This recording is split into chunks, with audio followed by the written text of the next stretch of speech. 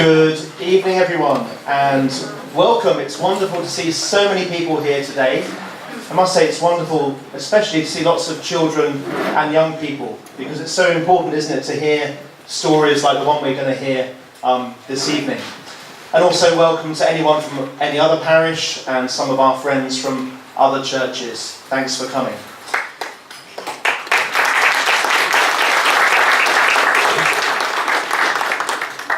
But most importantly, it's a tremendous honour to welcome Bob and Anne Kirk.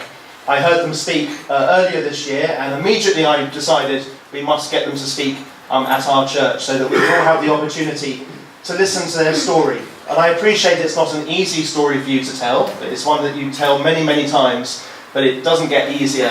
But it's a wonderful way of remembering your parents and your families and really making them alive. So let's sit back and let's transport ourselves to the 1940s and to Germany and earlier and listen to your story. So a big round of applause for Bob.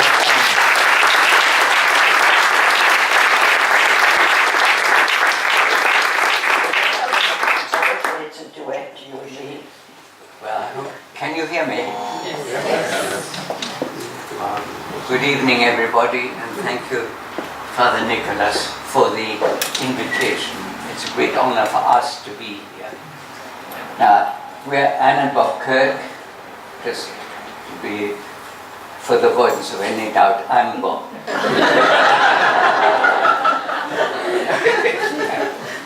I was born in Hanover, in northern Germany, in 1925.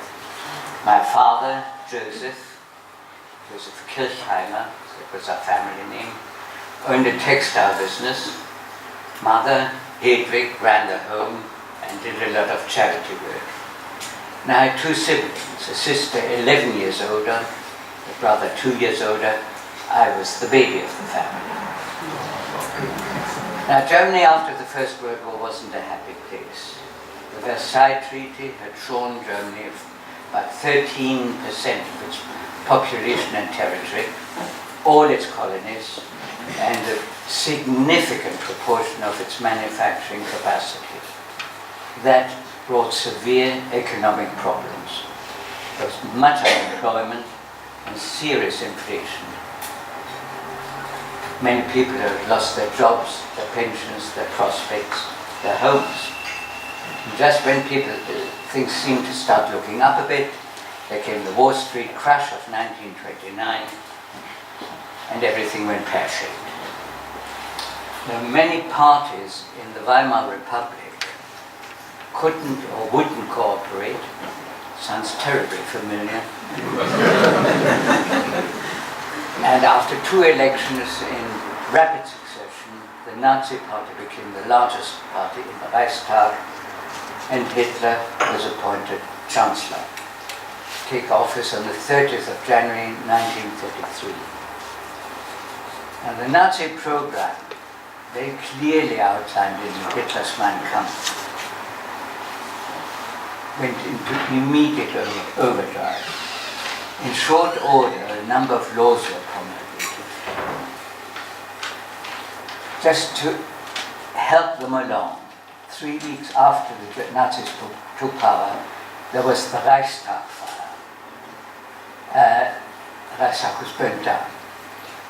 It was claimed to be a communist plot. The Dutch communist agitator Marinus van der Lubbe was arrested and was later executed for it. There's absolutely no proof that that is true. Personally, I think it was a Nazi plot because it gave an opening for the promulgation of various laws which suspended various civil liberties. It also opened the way to the Enabling Act, which switched off the Reichstag, the parliament, completely, and gave the cabinet, in other words Hitler, freedom to govern as they wished by decree. And that was the start of the downward slope. That was followed in short order by the reorganization of the civil service, which had a lot of clauses, the main objective of which was to dismiss all Jewish civil servants. Lawyers, judges, teachers, university professors, anybody in the civil service lost their jobs. Curiously, also musicians. I could never been able to work out why. By July 33, the federal state of Germany had been turned into a one-party, centrally controlled police state. And when I say police state, that's just what I mean. The power and tentacles of the Gestapo, the secret police, reached into the lowest, furthest corners of the state of society. You didn't dare do very much because you always felt there was somebody behind you watching and listening. Clearly, immediately, life for everybody, but particularly for Jews, changed forever. The Nazi ideology was going to be expressed in persecution, humiliation, and discrimination against the other. Anyone who didn't fit the Nazi idea of the pure Aryan superrace. Now, within weeks, there was a boycott of Jewish businesses. There are a number of paintings among the images we're going to show you. These were done by Hans Jacks, a boy about my own age, living in Berlin at the time, who did these things from memory later. And this is his impression of the boycott of a Jewish business. Nazi guards standing outside and party members in uniform, unimaginable for us, with placards, don't buy here, this is a Jewish shop, graffiti on the windows, including done by little Hitler Youth boys like the one on the left. That was followed in mid-May by the public burning of books. In Berlin alone, which this represents, about 50,000 books were burned in the Weberplatz. Today there's an underground chamber there with shelving enough to take those 50,000 books, which by the way were not only by Jewish authors but also by others who opposed the regime. You can see the chamber through a observation panel, and nearby there's a plaque quoting the poet Heinrich Heine, where one burns books, one eventually burns people. Now he was writing in 1821 in a play called Almovar, about the Spanish Inquisition, but the sentiment, of course, is correct. Then we got these display boxes in the streets, carrying copies of the Stürmer, the Stormtrooper, a newspaper entirely dedicated to the dissemination of stories about Jews, what they were doing to people, to Jewish women, to the economy, accompanied by suitable cartoons showing Jews as rats, mice, snakes, vermin, and the traditional depiction of a Jewish face. The trouble is, even if people didn't really believe it, something sticks. And when you get to the next step of trying getting rid of these unwanted individuals, there's not so much resistance. And all that was reinforced by the Nuremberg laws of 1935, under which we lost all our civic rights, no longer considered citizens. We were subjects, and subjects are treated differently to citizens. Barred from voting, employment was seriously restricted, and I have a bit more to say about that. Mixed marriages and relationships were forbidden. You didn't have to divorce, but an awful lot of people took the opportunity. And really sadly, in many cases, the non-Jewish partner took the children. A lot of families were torn apart that way. Later, every Jewish male had to take the name Israel, and every Jewish female the name Sarah. Sounds petty, but the explanation is that everybody on the continent, not just in Germany, all over the continent, everybody has to carry identity documents. We've always fought against identity cards. They have something to be said for them, but this was different. If a policeman pulled you up and saw the name Israel or Sarah, he knew he was dealing with a Jew and could have to court. Month by month, year by year, week by week almost, the screws were being turned from petty rules like don't sit on that park bench, sit on that one, it's marked only for Jews. You can imagine how many people sat on those, right up to the forced sale of Jewish businesses to non-Jews at, of course, artificially low prices. Life was becoming intolerable. Living standards were declining all the time. Even we children noticed that, although of course our parents tried to shield us as much as possible. At school, life was no easier. I loved school. When I started in 1930, at a 5-year-old, I thought this was wonderful. Come 1933, my friends started coming in Hitler Youth uniforms. Hitler Youth is a bit like Army cadets or Boy Scouts with knobs on. I'm sure they had a whale of a time, but they were also being indoctrinated. And they were being told not to talk to or play with the Jewish children. So the playground became a rather lonely place. Later at secondary school, it was a bit worse. This was dependent on the teacher, but in many cases, I was just allowed to sit in the back of the class, keep my mouth shut, and not participate. Don't learn very much that way. And of course, there was much bullying. Now, why on earth didn't we just leave? Well, my dad resisted that. He'd fought in the First World War. He'd been wounded quite severely 3 times. He got a decoration to show for it. He had the Iron Cross. And like many of his generation, he considered himself a good German who happened to be Jewish. Why on earth would he leave? In any case, Hitler was a madman, wasn't he? He couldn't possibly last. But the other problem was that immigration wasn't easy. First of all, you had to find somewhere to go, and you had to pay a huge exit tax. It started at 25%. And later rose to 90% of all that you owned. Of course, no assets, no entry.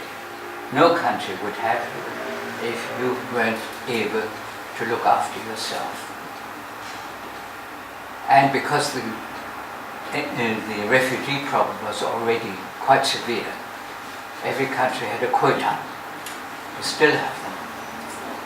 And once the quota was reached, there was no more entry until the following year. By 1938, the refugee problem had become so severe that the Americans called a conference at Evian-les-Bains, France, about the problem. 32 governments were represented, along with about 200 NGOs that were concerned with the refugee problems. Every single government representative said, we have our own problems. We're not going to ease our entry regulations. Australia went so far as to say, we don't have a race problem, we're not going to import one. Let's go forward to November 1938, or rather October. The Nazis decided to expel some 18,000 Poles, by definition mostly Jews, people who had lived in Germany for 1 or 2 generations, but had never taken German nationality. There was no consultation. People were rounded up at 24 hours notice and sent to the border. There were these poor people camped, more or less, at buzzing railway station, in an old factory, with very little money and no food. The Poles hadn't been consulted, so predictably they weren't going to accept everybody. But I think they took about 4,000 or 5,000. The rest were camped, waiting for something to happen. One family, the Greenspans, managed to get word to their son Herschel, who was studying in Paris, 17-year-old. We've no money, we've no food, can you help? Well, of course, Herschel couldn't help. But what he could do was to get really angry, to the point that he went out, bought himself a pistol and ammunition, and went to the German embassy, where security wasn't as good as it would have been now. He said he had a document to deliver. Okay, go along the corridor to the Third Secretary's office. Did that. And went into Ernst von Maat's office, said he had a document to deliver. Here's your document, and shot him. Now, von Maat didn't die immediately. It took him 2 days. He died on the afternoon of the 9th of November. That night, more than 1,000 synagogues throughout Germany and Austria and Sudetenland, that part of Czechoslovakia that had already been handed over to Germany, were attacked, torched, vandalized, whatever happened to be appropriate, along with shops, homes, offices, communal institutions. 91 people were murdered that night, and many more, several thousand more in the weeks, months to come.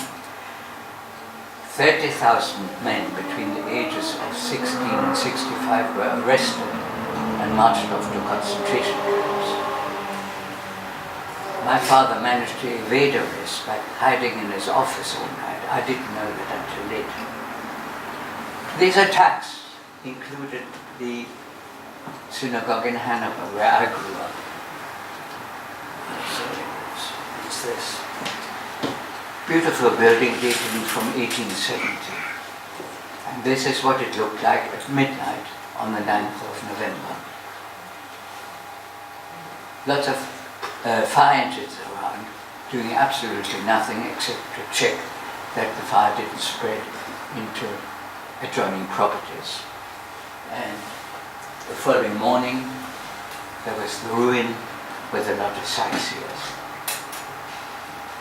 This was Kristallnacht, the night of broken glass. Kristallnacht is a coin that was a term that was coined by the Germans. It doesn't sound so bad, does it? Twinkly lights and crystals. We call it pogrom night. A pogrom is an organized, state-sponsored attack on a Jewish community. And the story was that this was the spontaneous reaction of the German population against the murder of von Maat. Now, to add insult to injury, the Jewish community was hit with a fine of 1,000 million Reichsmark. I have no idea what the correct conversion is, but it's probably in the region of 250 to 300 million pounds.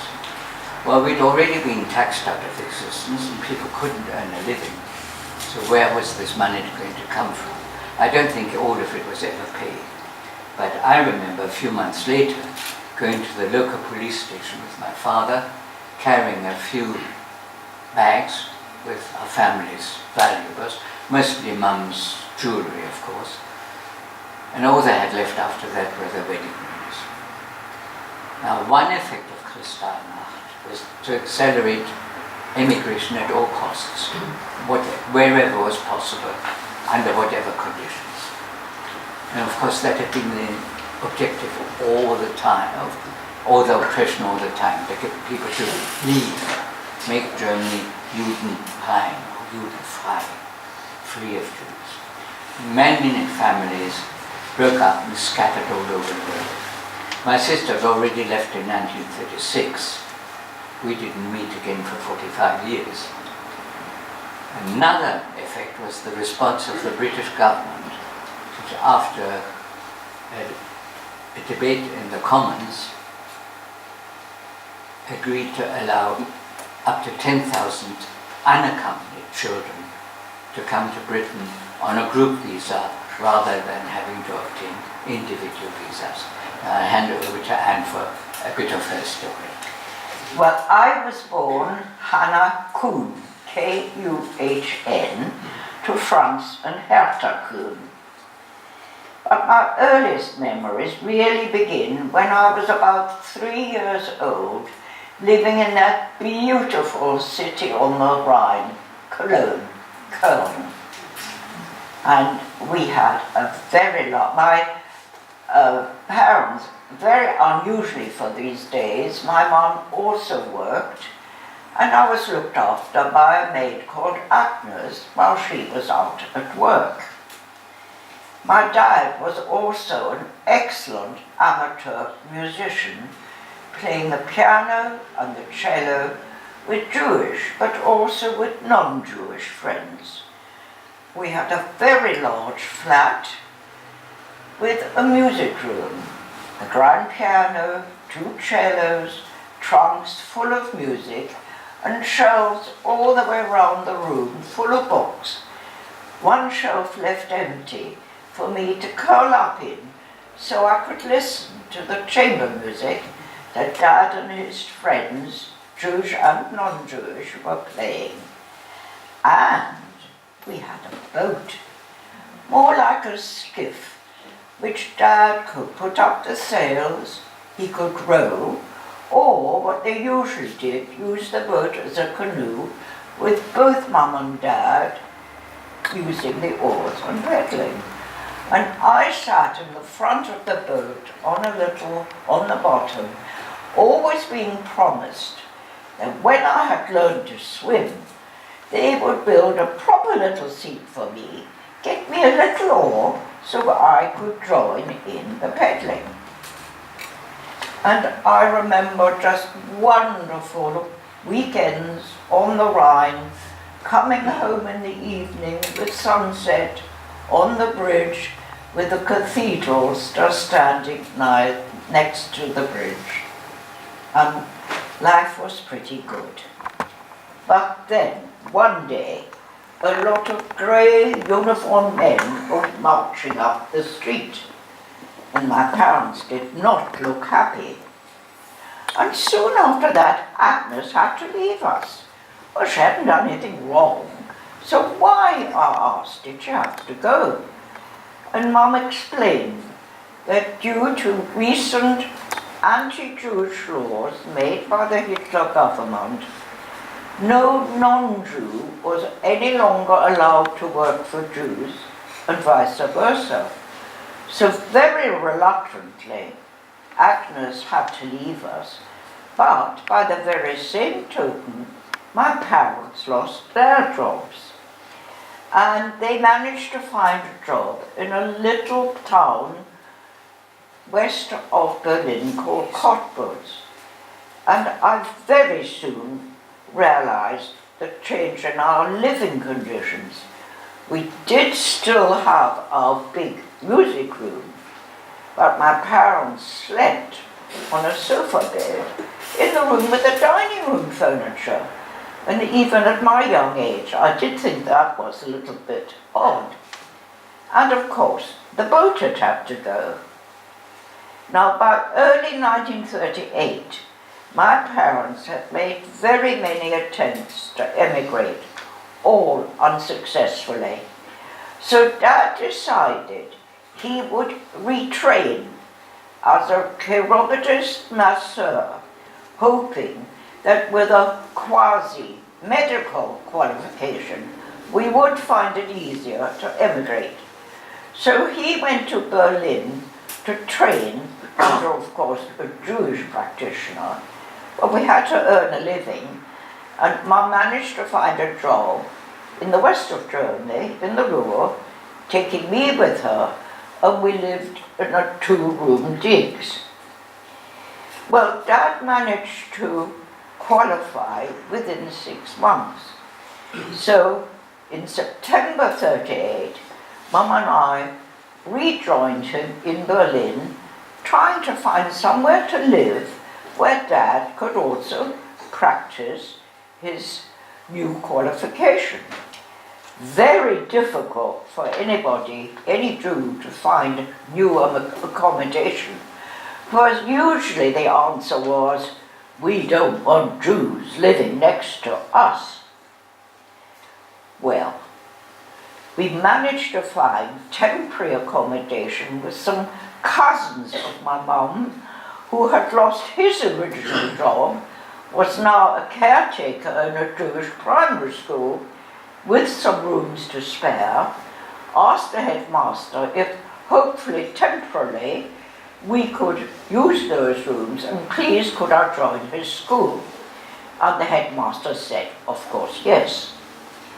Now, during the night of the 9th of November, I woke up to see Mum and Dad and the cousins rushing around very agitatedly.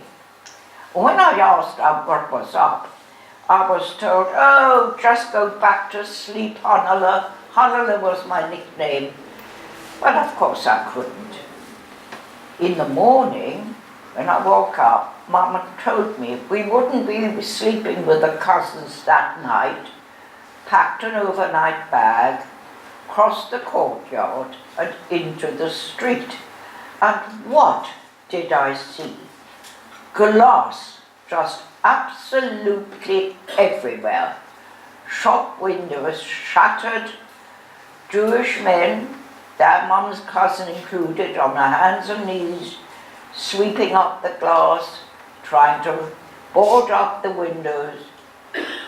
German Nazi Jews just standing around, laughing, jeering, and smearing graffiti all over the place, and the police just standing around doing absolutely nothing. Well, we spent that day on the move constantly, walking, on the buses, on the underground. When we wanted something to eat, I was sent to a sandwich bar, because at that time I had bright red hair and I didn't look Jewish. And when I asked why we weren't stopping anywhere, Dad told me that during the night many Jewish men had been taken, and he hoped that by staying on the move all the time, the Gestapo would not arrest him. Well, of course, during our walks from district to district, and you know, Jewish people have a synagogue in each district, so walking around from district to district, I saw very many synagogues in flames, holy Torah scrolls just strewn on the street, being vandalized, books being burned. And you know, that is a nightmare that is still with me sometimes today. Well, that night, we stayed in an empty flat above all things, a police station. It belonged to a friend of my mum's who just emigrated to London, had given Mum the key to try and sell the flat. And Dad reckoned that Gestapo would never look for him above a police station. Well, Mum and I crept up the stairs, holding our breaths as the stair creaked. When we got to the flat, tweaked a curtain to show Dad in the street that all was clear. Now, we stayed in that flat for about 10 days, never putting on the lights, always tiptoeing around in bare feet. You know, to this day, I cannot remember what we did about food, but I presume that during our walks during the day, Mum and Dad had stocked up a bit, but I don't know. Well, after about 10 days, things did simmer down a little bit, and we did manage to find a flat. I went back to school, and Mum then retrained as a manicurist beautician in the hope that she would then be able to help my dad in his new profession. Back to Bob. Well, Kristallnacht happened on the 9th to the 10th of November. The debate in Parliament happened on the 21st of November.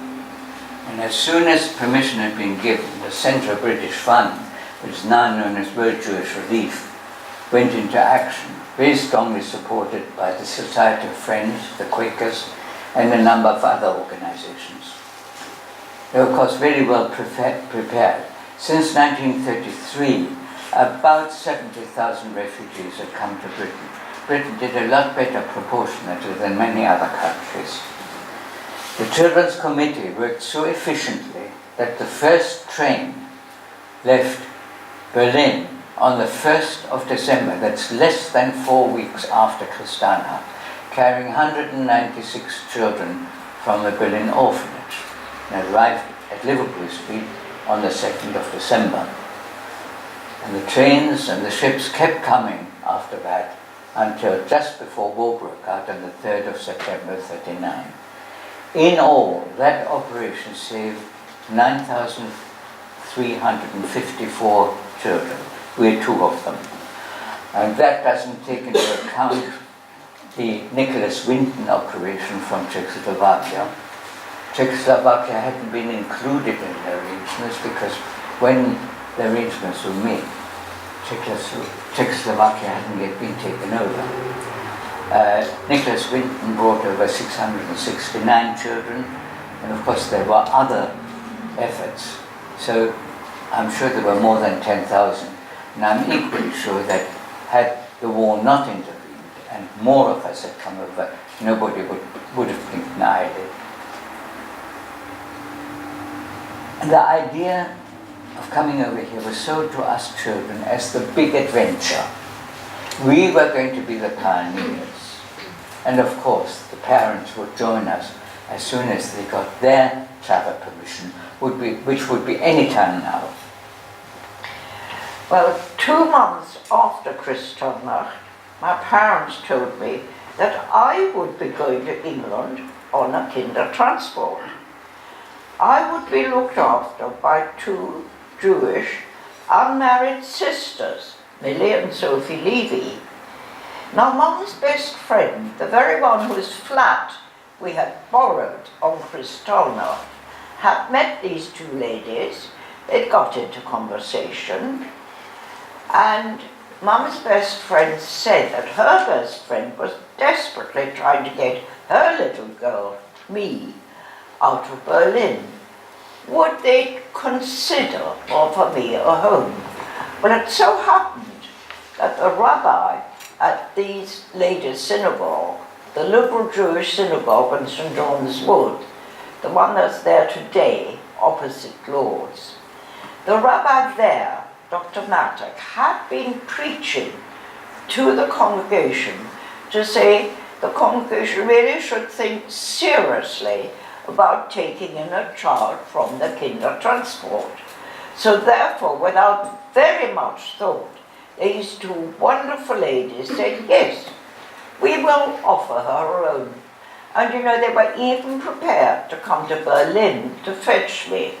But that wasn't allowed, and so my parents enlisted me on the Kindertransport. I was told to call these 2 ladies the aunties. I had to write letters to them.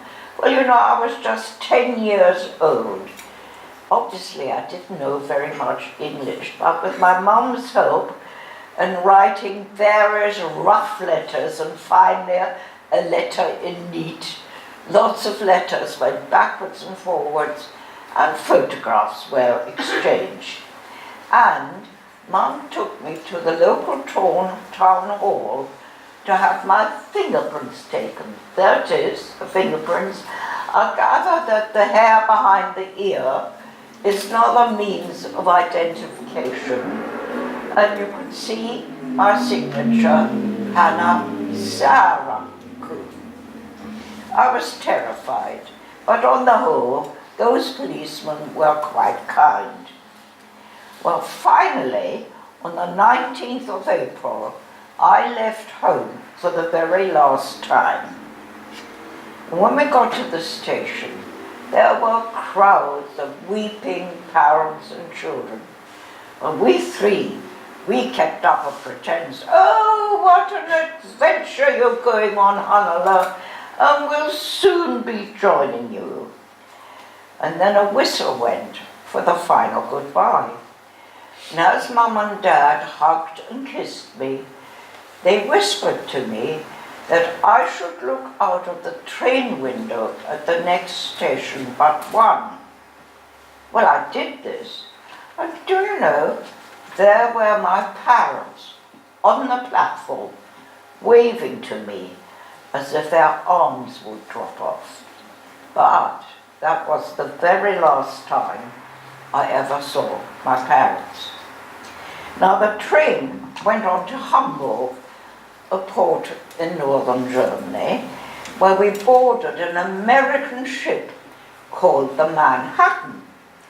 Well, the crew made a terrific fuss of all us, especially the younger ones. But there were a lot of tears, in spite of the older boys trying to cheer us up with guitar-led singing. But nobody was really much in the mood, and there were a lot of tears. Well, 2 days later, we arrived at Southampton. Now, can we have the next one? That's really a very interesting document, because at the top is the German stamp, Hamburg Harbour, left on the 19th of April, and the German eagle. Then you get the English stamp, landed at Southampton, but at the bottom, and it's difficult to read, it actually says, leave to land at Southampton granted, provided that the holder does not enter employment, paid or unpaid. Well, I always had a good giggle, because I was 10 years old. But presumably they didn't have a children's stamp. You see, that was it. Anyhow, when we were then boarded a train for Waterloo, and the ladies of the Jewish community there handed in chocolates, biscuits, and smiles. We hadn't seen smiles from strangers for a very long time. And when we arrived at Waterloo, another disappointment. Mum and Dad had told me that London was a wonderful place. Green parks, historic buildings. Well, Waterloo in those days looked terribly dirty. But of course it was the age of steam. Anyhow, when we got to Waterloo, we were taken to a very large hall, sat on our cases, and of course we could only take a case that we could carry. And you know, I'm not very tall now, I was even smaller then, so my suitcase was quite small. Well, sitting on our suitcases, waiting for our names to be called out, and when Hannah Kuhn was called out, I went to the barrier, and there were these two ladies whom I recognized from their photographs. Back to Bob. I joined my train in Hanover on the 3rd of May, a fortnight after Anne, feeling scared, excited, apprehensive, by turns hot and cold, prickly down my back, not knowing where I was going. The train crossed northern Germany and stopped short of the Dutch border, where the border police came on board, went through checking documents and opening luggage and confiscating anything that might be of value, including my stamp collection, for which I must admit I didn't have an export license. That's how it goes. But then we crossed the border. Then that was scary. But then we crossed the border, and the first stop in Odenzaal was something else. As Anne had at Southampton. We had these wonderful people on the platform and coming into the train with hot cold drinks, sandwiches, biscuits, chocolate, had forgotten about that, and these wonderful smiles. The feeling of relief and release was absolutely powerful. I don't recall anybody cheering. We were much too subdued for that. But we knew we'd escaped. We were free. And that, oh boy, that was some feeling.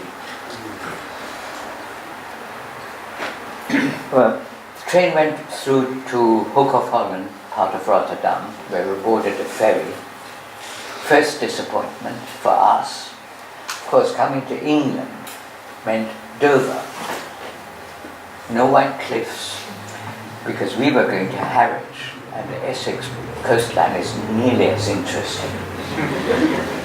Anyway, at Harwich we boarded another train to Liverpool Street, where we were taken into another large hall. They have them at all the big stations, waiting to be called. I imagine many of you have been to Liverpool Street. They've seen this sculpture in very appropriately named Hope Square. It's by Frank Meisler, who very sadly died either earlier this year or late last year. Kindertransport child himself, he came from Danzig, now known as Gdansk. Then it was a free city, now it's in Poland. And he traced his journey across Europe by making these sculptures. There's one in Gdansk, there's one in Berlin at Friedrichstraße, which is has two ends. There's this one in bronze, and the other end is in black. And it's orientated east-west. These children in black face east. The ones in bright bronze face west. They are the ones that got on the Kindertransport. These children went on a rather different journey. And the sculpture is called Trains to Life, Trains to Death. No, it's my turn. Yeah, no, that's right. So, if you have it, and then there's one at Hook of Holland, and there's one in Liverpool Street. Over to Anne. Well, the aunts had been advised to send me to boarding school to learn English. So I spent the very first fortnight in this country being kitted out in school uniform, unheard of in Germany. So yet another culture shock. Well, I hated that boarding school. In fact, it was near Rochester in Kent, happened to be the home where Charles Dickens, the famous author, had lived and had now been turned into a girls' boarding school. The girls thought that because I'd come from Germany, well, I must be a Nazi. And they bullied me, and I was very unhappy. But of course, truth to tell, probably wherever I first went, I would have been homesick. But I was very unhappy. On the other hand, I did learn English pretty quickly. Now, the outbreak of war in September '39 meant that I didn't have to go back to that hated boarding school because the aunts missed the evacuation train. And by a series of coincidences, I eventually joined South Hampstead High School, which had been evacuated to Berkhamsted. Now, there are very many Jewish girls at South Hampstead High School, and also quite a few refugee children. But you know, we never, ever talked to each other about our German pasts. And at South Hampstead High, I really was very happy and soon settled into the English way of life.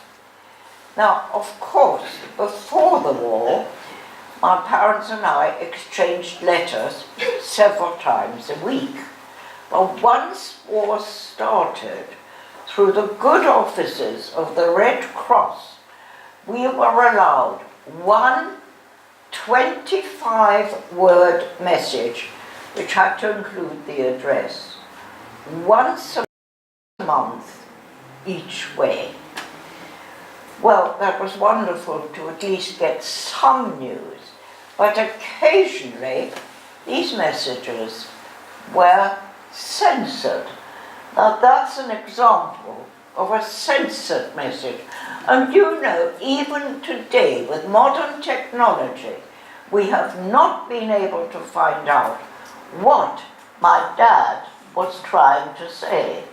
You see, he says, "Geliebtes Hannele, darling Hannele, blah, blah, blah, blah, blah." I must have told him in an earlier message that I was learning Latin. So trying to fool the censor, he goes into Latin, "Europe is a land gone mad." Then again, says something, we still don't know what he was trying to say. And then in English, "Hoping all you well, we are sound, we're getting through, Papa Mutti." And again, Franz Israel Kuhn, and Hertha Sarah Kuhn. Pfingsten is Whitsun, so that is Whitsun 42.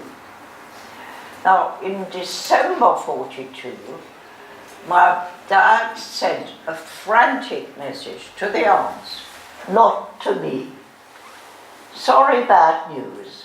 Mummy emigrated 14th December 42 by 25th transport. Please appease Hannele. I'm terrified myself, but hoping confidently reunion with family after the war."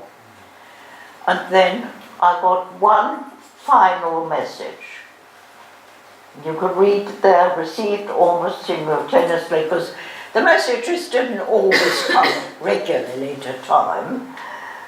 "Very delighted your development, going to good aunties. I'm busy and healthy." And he's forged my mum's signature. He's obviously not sure whether the aunts had told me about the previous message that my mum had already been taken. But that Mutti is my father's handwriting. I know my mum's handwriting, and that's not it. And that's dated, as you can see, 24th of January 43. But that's the last I heard.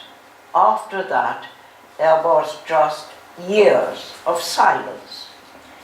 Many years later, I did find out that in fact, they'd both been sent to Auschwitz. Well, every Kindertransport child was meant to have a sponsor, somebody who accepted responsibility for the child's upkeep and welfare, and had to back that with a deposit of £50, quite a lot of money in those days. Not everybody was lucky enough to have a sponsor. Many children went to hostels, like Dovercourt, which was a holiday camp, had absolutely no heating. It was quite a difficult time for the children who went there. Or Windermere. Some children stayed in hostels all the time until they were 18. Others were eventually taken up by families. I did have a sponsor. All I ever knew about him was his name was Smith. And he was a very generous man who put down £300 and said, "I'll have half a dozen, please." Incredible, I mean, that must have been several £1,000s worth. And he wanted each of us to stay with him. So he collected me from Liverpool Street. I really thought I'd fallen on my feet. Collected me in a chauffeur-driven car. Took me up to his home in Hampstead, handed me over to the housekeeper, who spoke no German and I spoke no English, and went back to the office. He was very kind, but it was quite difficult. At the end of that week, I was told, "Well, you're moving on now." Now that was a shock. Very possibly I'd been told when I first got there that I'd only be there for a week, because he wanted each boy to come to him as they arrived, I had to move on to make room for the next boy. I was lucky. I was sent to a young family who sent me to school. That was wonderful. In Greenford. School like none I'd ever seen. And I did start learning English. But the family, the Morrises, the family at Greenford, also sponsored the boy. So when he turned up 8 weeks later, it was time to move on again. That time I was sent to a hostel in Westgate by the sea. Maybe somebody thought I needed a holiday. Where we had the choice between mumps and measles and very little else. So by the time I got measles. So by the time I was fit again, it was mid-August or thereabouts, time to go back to London to yet another hostel and join a school just in time to be evacuated at the beginning of the war. We became the village school in Whipsnade. Whipsnade hadn't had a school. The children used to be bused from Whipsnade to Dunstable or Studham and various other places. So we absorbed the local children and became the village school. We went there with 3 teachers. The 2 men were called away in Shortwood, and there was this poor woman landed with the whole of the school from infants up to school leaving age.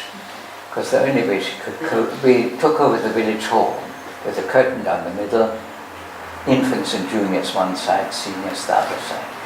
The only way she could deal with that was to recruit the 2 eldest, there's another boy and myself, to act as teaching assistants. My English was quite good enough by then to do a bit of geography, which I loved anyway, and arithmetic, not mathematics, arithmetic. But it was quite good. But I stayed at the school for 2 years till I was 16. I was directed into a factory to do all work. We were making optical instruments for the Navy and Air Force. 12-hour shift, mostly night shift. And after that, I joined the army. Well, as a volunteer, you were allowed to say what you'd like to do. So I said, well, I'd been headquarters signaller for the Home Guard, Dad's army to you. So I thought that I'd apply for the Royal Signals. Oh, you can't do that, you're an enemy alien. Well, I went into the Royal Artillery, did my basic training, and was then transferred to a prisoner of war camp to look after German prisoners of war. I have to say that was a wonderful job. What they thought about being bossed about by a German Jew, I don't know. That was their problem, not mine. That's me in the camp handing out numbers for people to have their photographs taken. And as far as I was concerned, it was a good job. Well, on D-Mob in 1948, jobs were quite hard to come by, and I had no qualifications of any kind. I did find work with a friend who had been my club leader in Germany, but that was a dead end. When Anne and I met later that year, it was really time to find something with more prospects. Now, having lost out on a decent education, I spent the 10 years after our marriage in 1950 by doing correspondence courses and lectures, and finally qualified as a chartered company secretary in 1960. 44 years later, I retired as finance director, and alongside, both Anne and I were very much involved in our synagogue, the liberal Jewish synagogue. We couldn't possibly be, because that's where Anne went when she first arrived. And I served on the council for years. We both taught in the school, I ran it, and later I got a huge honor of being elected president for 6 years. And alongside, I was active in Leerbeck College, which is the training college for progressive Jewish rabbis, where I served as various jobs, including chairman. I'm now a vice president. Now, Anne mentioned the Red Cross messages. Mine stopped in the autumn of 1941. And immediately after the war, I went back to Germany to find out what had happened. To find out they'd been sent to a camp in Riga, in Estonia, in Latvia. There they died. How, I don't know, but I've got a letter from a survivor which is only too graphic. Over 2,500 Jews were deported just from Hanover, having first been forced into very cramped accommodation like the old synagogue, a 350-year-old building that hadn't been destroyed because it was part of a row of similar houses. Only a handful of people returned to restart the community. I'm glad to say it's thriving again now with over 1,000 members. And in the center of the city, there's a memorial to the ex-Hanover citizens. Now all the 2,500 or so names are inscribed on the plinth. Well, when I was 18, I wanted to go to university. I had the right grades and my headmistress supported me. But the aunts maintained that if by some miracle my parents survived the concentration camps, I would have to be responsible for their support if they managed to get here until they could find their feet. They would help, but it would be my responsibility, so no way were they going to spend money on 3 years at university and then possibly another year on vocational training, and so they sent me to a very good secretarial college. And after college, I obtained a post as secretary to an educational publisher. Well, I rather liked the editorial work that was going on around me, so continuing to work during the day, I enrolled in an evening course at the London School of Printing, which is now part of the University of London, but it wasn't then. And I took a course in book and magazine production. I'm qualified after 2 years, the only girl in a class of 50 men.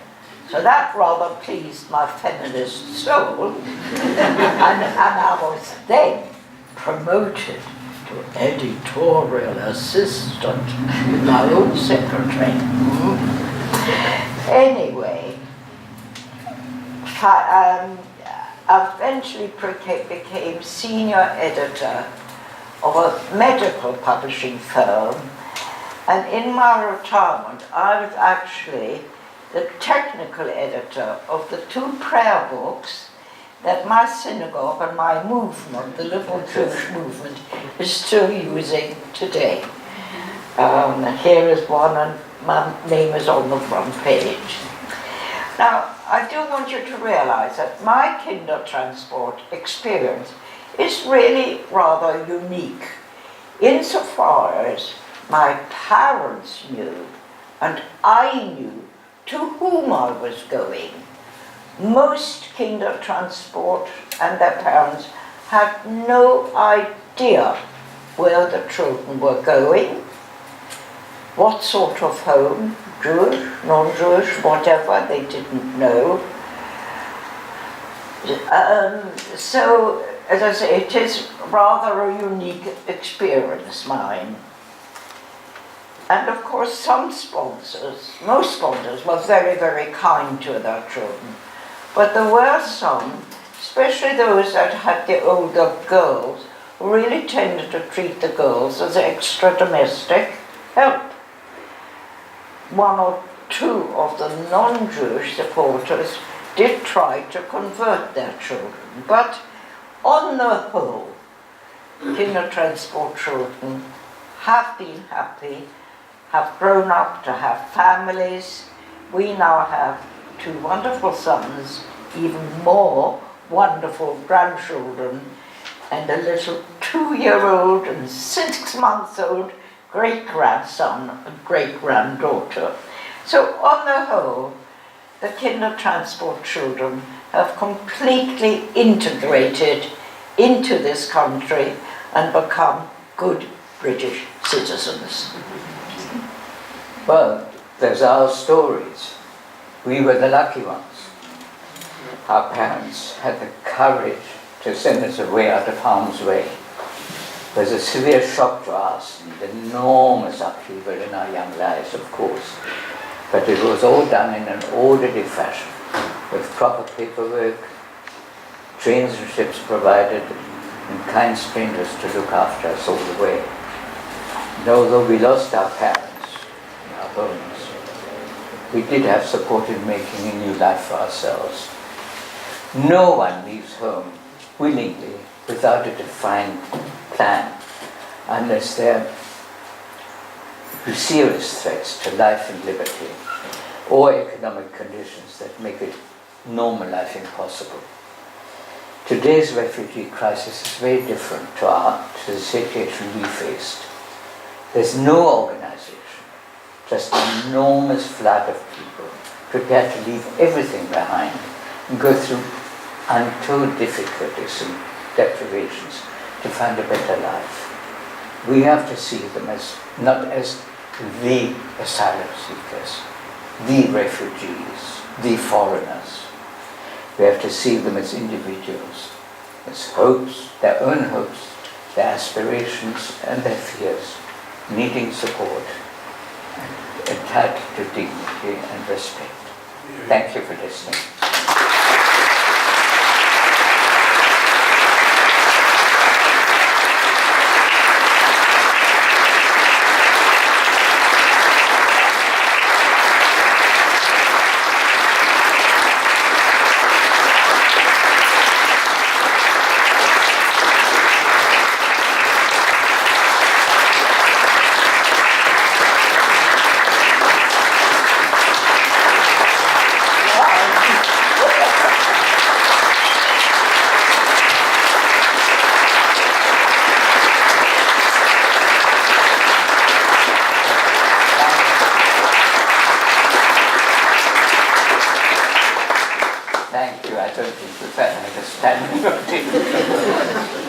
Thank you so much for your very powerful talk and your testimonies. Would you be willing to answer a few questions? I'm a bit hard of hearing, so you might have to... You might have to read it. Okay, well we might use a microphone. Is there another microphone, Wayne, or are we going to use this? I'll hand it round. Can I start with a frivolous question? What happened to your stamp collection? I wish I knew. I'm sure some little boy was very happy to get it. Who would like to go first?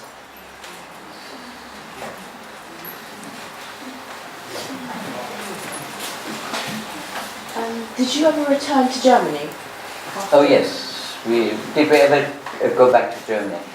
I went back in 1949 to find out what had happened. Not that I didn't already know. But we then didn't go back for 30 years because Anne really couldn't face that. But we did try. We went by car up the Rhine, so if she felt uncomfortable we could just skip back over the border. But since then we've been, I think, about 7 times. It's not for holidays. There have always been reasons to go. There have been conferences. Does anybody know what Stolpersteine are? Tipping stones. It's happening throughout Germany and also other countries. There's the brainchild of a German artist, Günter Demnig, who lays down little brass plates in front of the last voluntary address of a person, showing the name, age, and fate. So there are these brass plates all over the place. And we've been back twice to lay those. We didn't go over for the ones that we had put down for Anne's parents. For some reason it didn't happen. We did go over quite recently to install the ones for my parents. For the whole family? the whole family went.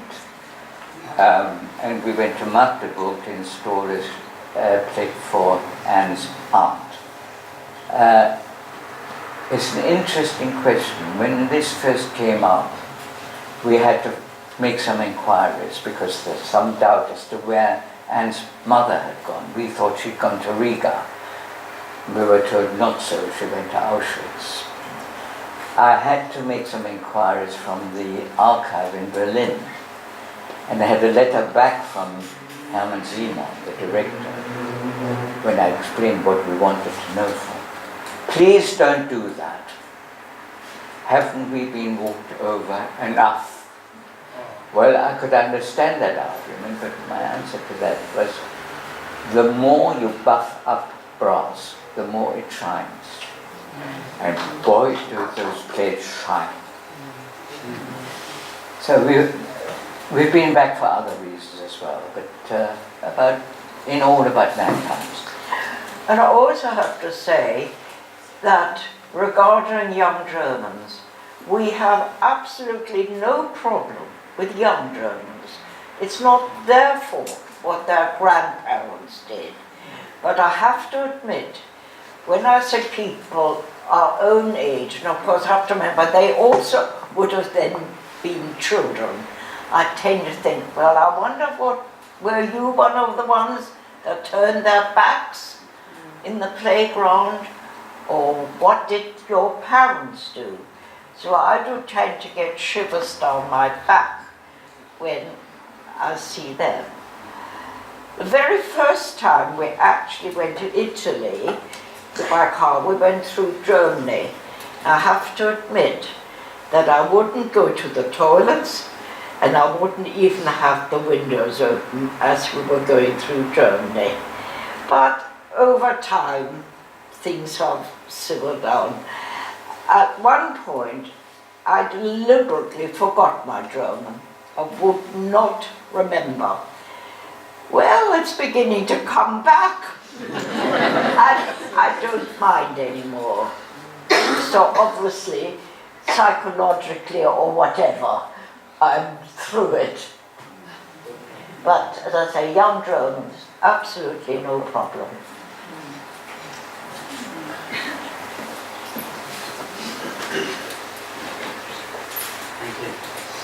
First of all, it's an absolute privilege to listen to your story, and thank you for sharing it.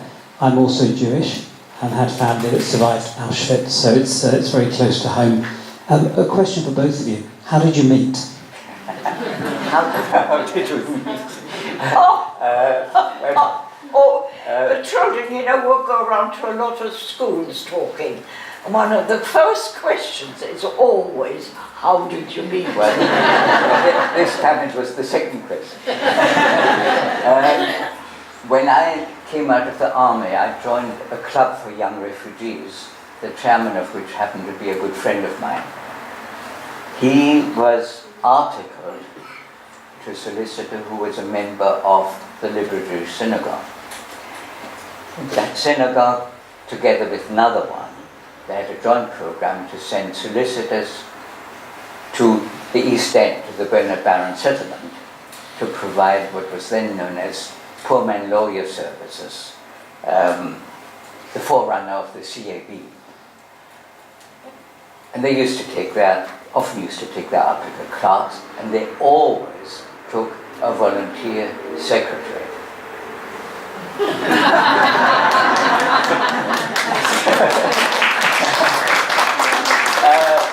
So Anne and the article clerk, George, of course, kept meeting, and one day he said to her, I run this club, would you mind coming along so I can show them what an integrated refugee looks like, what can be done, because he accused us of all still nattering in German. Not quite true, but some of them did. So she turned up one day. Anne always accuses me of having been busy with a girlfriend. Not true, I was pursuing one, but she didn't want to know. So anyway, didn't take too much notice. 6 months later, Well, I was going to evening classes at the time. You know, the period when I was studying. So 6 months later, I was running a play reading, and George persuaded Anne to come along. Well, she likes play readings. And this was in a private house. And then because I was running the thing, got there early. I was sitting in the kitchen stuffing my face. And in she walks. I said, oh, she does come sometimes. And I thought, oh, he does remember me. It took me another 3 weeks to pluck up courage to ask her out. And 5 weeks after that, we knew we were going to get engaged and get married. And that was 70 years ago. I always say,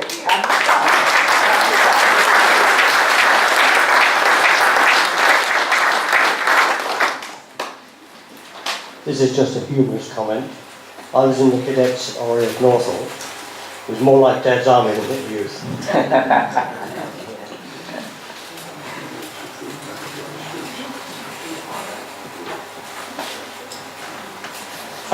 Thank you very much. That was quite a moving story.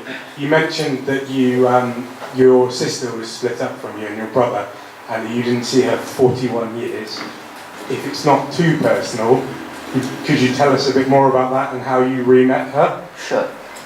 We were always in contact because she went to South Africa in 1936. She got married there in 1938. After the war, her husband was transferred by his company to Brazil to head up a new sawmill. They bought a forest, as one does. But because my brother-in-law traveled a lot for his business, he would never travel for pleasure. I could never understand that, but that's how it was. So, and traveling, of course, was exceedingly expensive at the time. He died in 1979. In 1981, she decided she would pay Europe a visit. It was quite a reunion.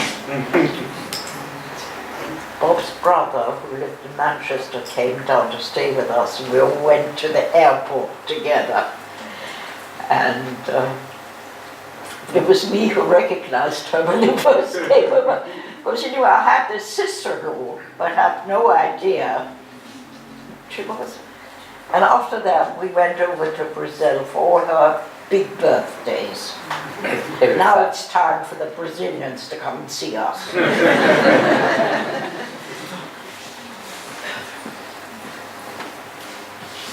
Could I ask, have you been to Auschwitz to see where your mother and father died? I know my limitations. My father would not want me to be miserable.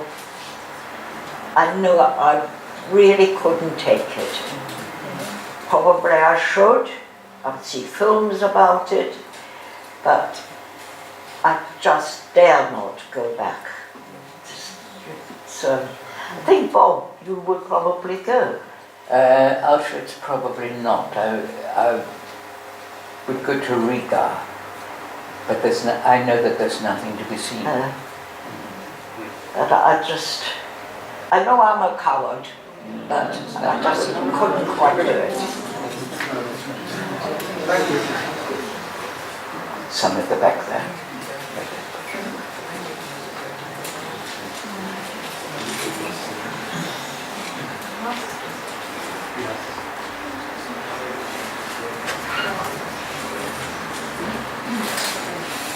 Hi. Silly question, but what was the first sweet you tried when you came to England? I'm sorry, I couldn't quite... The first sweet. The first sweet you had in England. I don't remember. The first sweet. I don't remember. That's a bit too long ago. But basically, we both experienced the same welcome when we got to England. Exactly the same, although completely separate places. And as Bob said, the feeling of relief. You can't really imagine it, you know. One of the things I don't think people ever realise was the atmosphere of fear in Germany, not only amongst Jews, amongst the German population as well, because there was always somebody watching, ready to report you.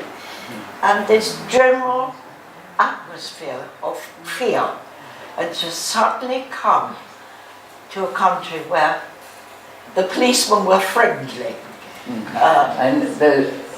It was not unusual for somebody to sort of sidle up. Say, we don't condone this, but they wouldn't dare to say so openly. Well, you know, I was saying, we had these wonderful Red Cross messages, but I very, very occasionally got a proper letter purportedly having been sent by one of Dad's musical friends that he used to play chamber music with, but in fact written by my mum and Dad, but purportedly. And in one of those letters he actually says, "Be happy, live your life to the full, always tell the truth, and do not grieve." Now that letter came in June 42, so it gives me a distinct knowledge that they knew jolly well what might be ahead of them. But basically I've always tried to follow my dad. Be happy, live your life to the full.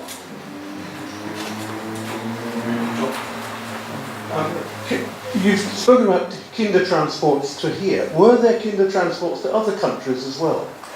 There were some Kindertransports to America. Very, very few. I think about 3. Yeah. Not before the war, actually. They were organized from Spain, Portugal. And if it was possible for children to get there, they were lucky. I don't quite know the mechanics of that, but a number of people have written books about that. So there's one called Shattered Crystals by Eve Kugler. There's, I can't remember the title, a book by Joan Salter. The Americans issued a number of group visas, but it was a matter of, it was up to people to get themselves there. Because after, France, by that time France had already been conquered. You had Vichy France, which was not a good place to be in, I must say. They were totally subservient, and the Nazis had pretty well a free hand there too.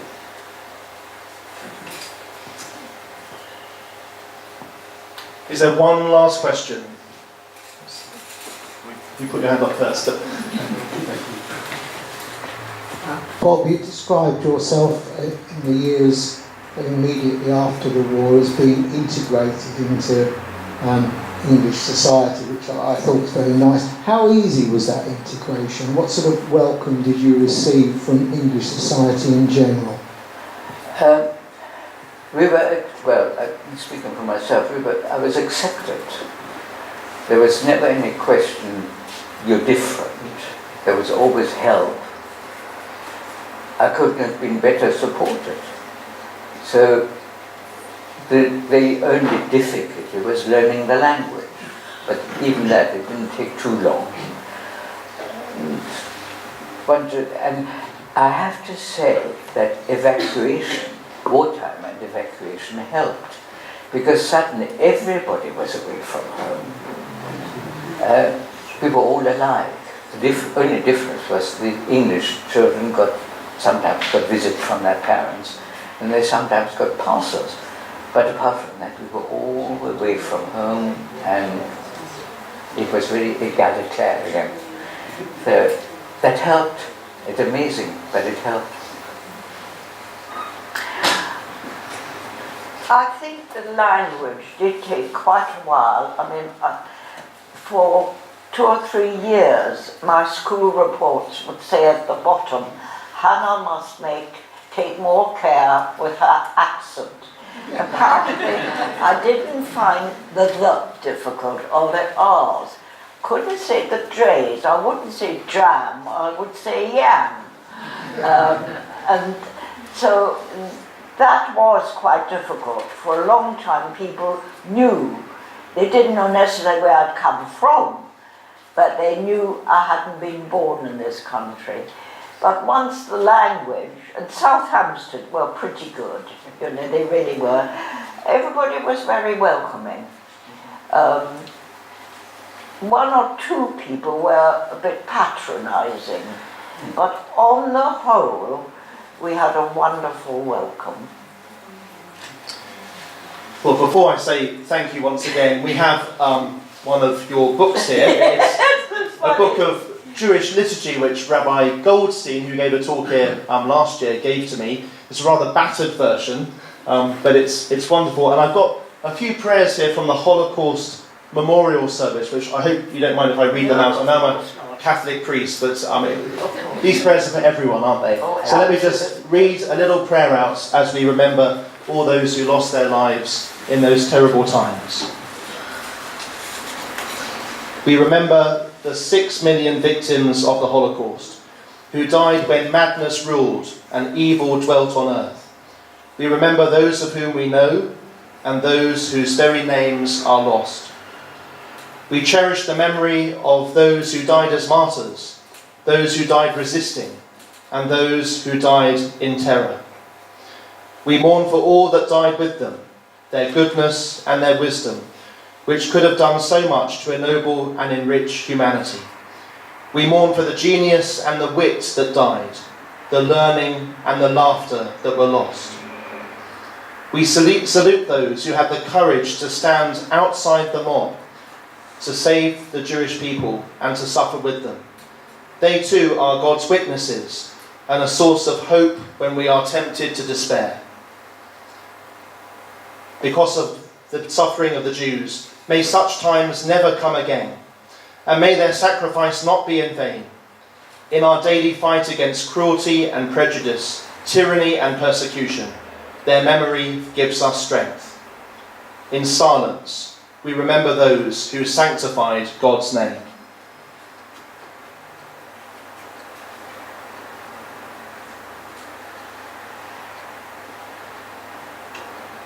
Eternal rest grant unto them, O Lord, and let perpetual light shine upon them. May they rest in peace. Amen.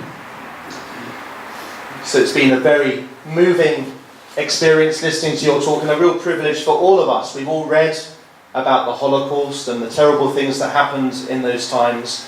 We've all seen documentaries and films on the television, but to actually meet a direct link to those times is something which is truly memorable. And I want especially all the children here, before you go, I want you to come and shake Bob and Anne's hands before you go, so that you can tell your grandchildren that you've met some children who came over here with a Kindertransport. And when you have your grandchildren, World War II is going to be a very long time in the past. So it's going to be a wonderful thing to hand on that memory. And I'm sure all of us are inspired to find out more about this period, perhaps to go to Liverpool Street and visit that monument which we saw a picture of earlier. But it remains to me just to thank you once again for coming, and we've got a small gift here, a little plant for your garden, and a little note of thanks. So a big round of applause once again for Anne.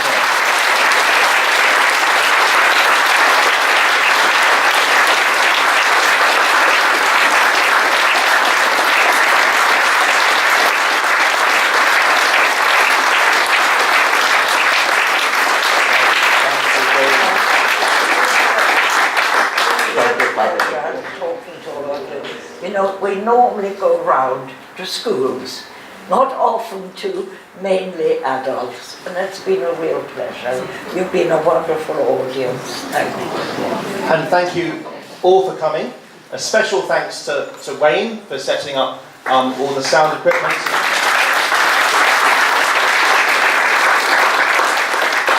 And the good news is that it's been recorded, and we've got a wonderful new website which Wayne and Inma set up, so hopefully, other things being equal, the video will be on our website before too long, so you can watch it again and perhaps get your friends to watch it as well. And also a big thank you to Angela and Angela's mum and Angela's aunt for providing us with tea and coffee. I think they deserve a round of applause.